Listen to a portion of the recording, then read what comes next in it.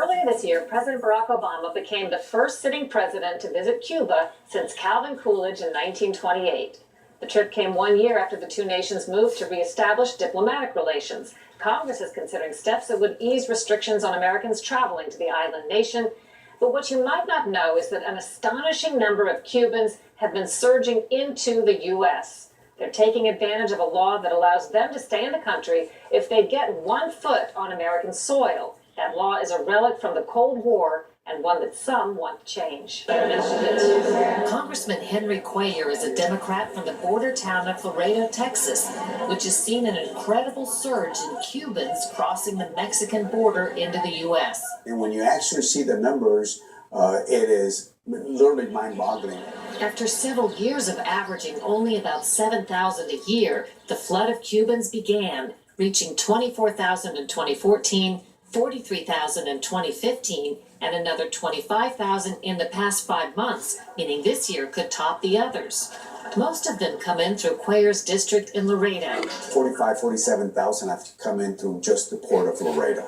It's by far the biggest flood of Cubans to the U.S. since the Mario boat lift in 1980, a mass exodus after Cuba's Castro government announced anyone who wanted to would be allowed to leave. 125,000 came to the U.S., many on flimsy rafts. The law was amended in 1995. Now Cuban citizens intercepted at sea are turned back.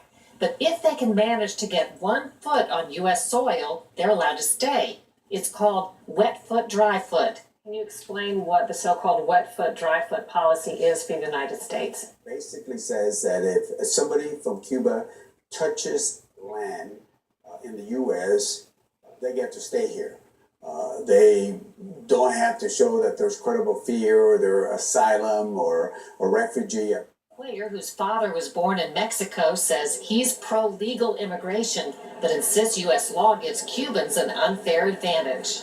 I can understand if somebody comes in and makes their case and says, credible fear, refugee, asylum, you make your case in front of an immigration judge. But what other country gets a blanket, just get to the U.S. and you're in? Nobody else gets that.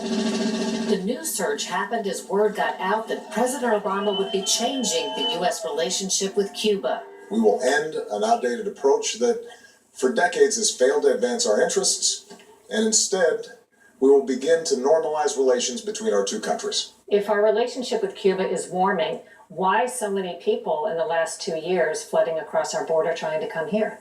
Basically, they think that this new relationship with the U.S. means that Congress is going to change the Cuban Adjustment Act, which means that they're going to take that away. So they want to come in and take advantage of this law while it still exists.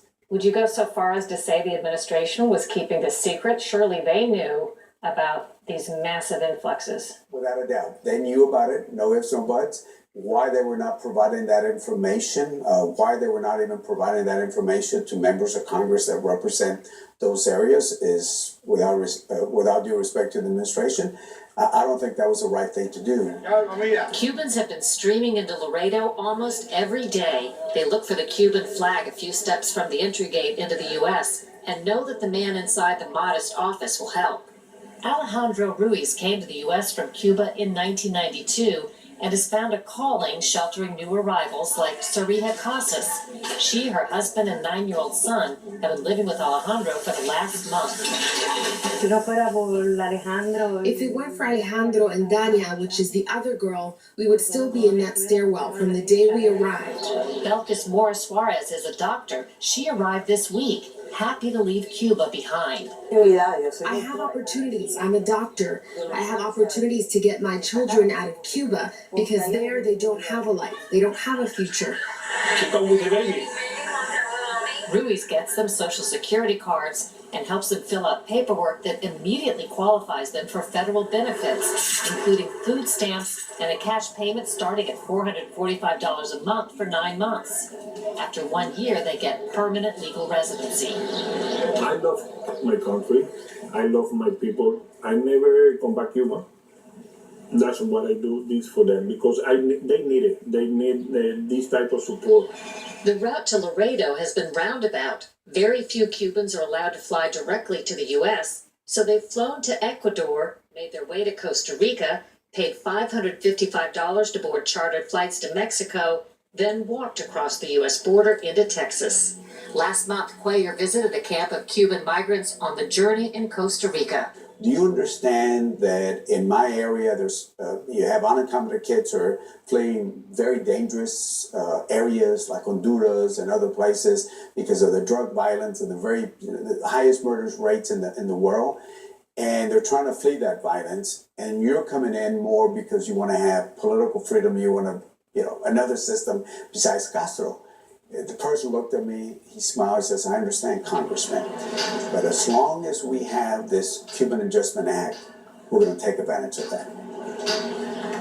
Cuellar has offered a bill to end the Cuban Adjustment Act, but isn't optimistic about its chances in a presidential election year. The White House didn't respond to a request for comment, but Obama spokesman Josh Earnest said in January there are no plans to change the policy. Costa Rica and other countries are already beginning to clamp down on their visa policies. Coming up, we chase government waste around the world, this time in London, where construction of this fancy new U.S. embassy came under tough questioning. We'll tell you the cost and why when we return. The home at 200 Pine Street, The Agent,